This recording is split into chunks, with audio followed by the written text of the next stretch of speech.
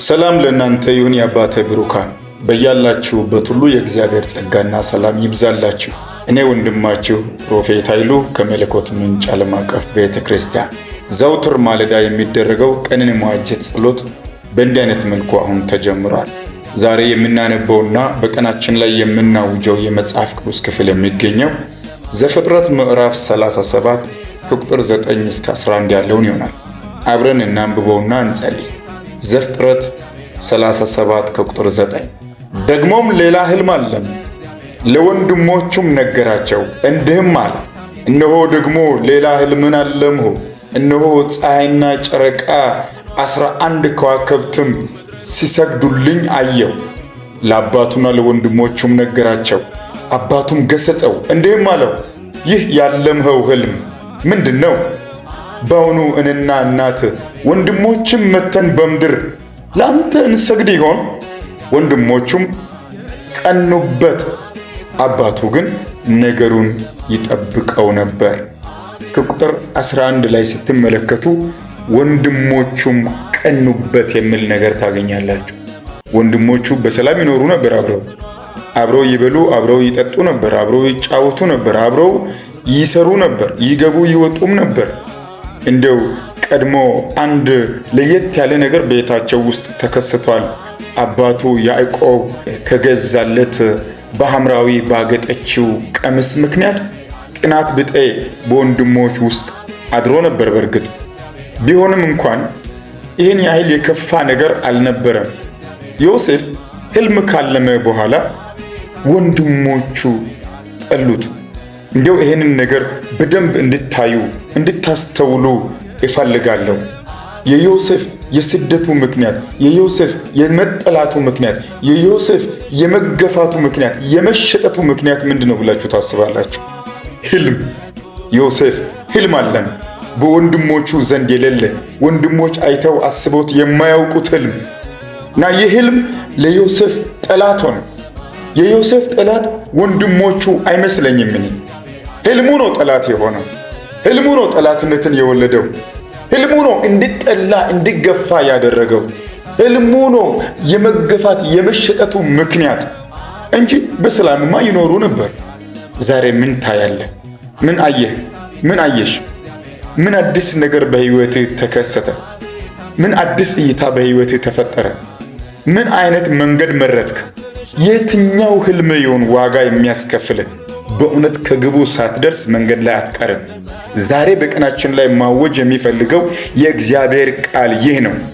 ሕልም የጠላት፣ ሕልም የመገፋት፣ ሕልም የመሸጠት፣ ሕልም የባርነት ምክንያት ሆነ። ሕልም ያለው ግን አይሞትም። ሊገፋ ይችል ይሆናል። በወዳጅም በሩቅም በቅርብም በተለያዩ ሰዎች መገፋትን ሊያስከትል ይችል ይሆናል። ነገር ግን ሕልም ያለው ሰው አይሞትም።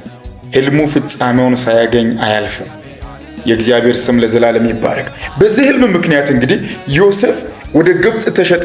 በገዛ ወንድሞቹ ነው የተሸጠው። ዮሴፍ ወደ ጲጥፋራ ቤት ገባ። በገዛ ወንድሞቹ ተሽጠው። ዮሴፍ በጲጥፋራ ቤትም እረፍት አላገኘም። በዮሴፍ ምክንያት በሩም ደጁ ተባርኮ ባለው ነገር ሁሉ ሹመው ሌላ ጠላት ተነሳ። ዮሴፍ ከጲጥፋራ ቤት እንደገና ደግሞ ወደ ወህኒ ወደ እስር ቤት ወረደ። ነገር ግን የሕልሙን ፍጻሜ ሳያይ መሞት አይችልምና እግዚአብሔር ሕልሙን አሳቀፈው። ዛሬ ምን ይሁን ያየኸው? ምን አይነት እይታ ይሁን በፊት የተገለጠው? ምን አይነት ራእይ ይሁን የያዝከው? ምን አይነት መንገድ ይሁን የመረጥከው? በገዛ ወንድሞች፣ በቤተሰብህ፣ የቅርብ በምትላቸው ወዳጆች ጭምር የምትገፋበት፣ በእውነት የሚገፉ እያሉ የሚያስጨንቁ እያሉ የሚጠሉ እያሉ የቀኑብህ እያዩ ወደ ክብር ትወጣለህ፣ ወደ ሕልምህ ትደርሳለህ። በኢየሱስ ክርስቶስም በዚህ ማለዳ በቀንህ ላይ በቀንሽ ላይ አወጅኩ። በቀኔ ላይ በቀናችን ላይ አወጅኩ። በናዝሬቱ ጌታ በክርስቶስ ኢየሱስም የሚገፋ እያለ እግርህ ወደ ሕልምህ ፈጠነ። የሚያሳድድ የሚያስጨንቅ መቆም አትችልም፣ በእኛ ሰፈር መቀመጥ አትችልም፣ ከእኛ ጋር መሆን አትችልም፣ እኛ የምንሰራውን መስራት አትችልም የሚሉ ባሉበት በኢየሱስ ክርስቶስም ክብርህ አይሎ ወጣ።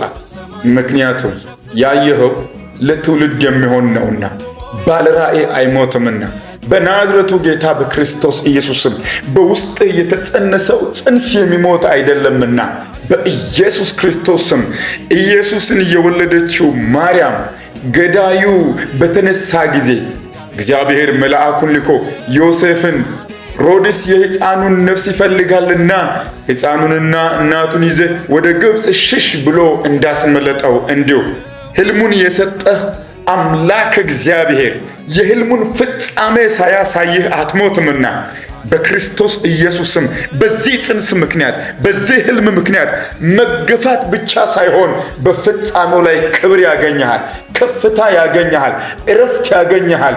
ሕልሙን አልመህ ተገፍተሃልና፣ በሕልሙ ምክንያት ተሰድደሃልና፣ ተጨንቀሃልና፣ ተርበሃል፣ ተጠልተሃልና፣ ብቸኝነት አጎሳቁለሃልና በኢየሱስ ክርስቶስም በዚህ ሕልም ደግሞ ትከብራለህ። በዚህ ሕልም የእግዚአብሔርን ማዳን ታያለህ።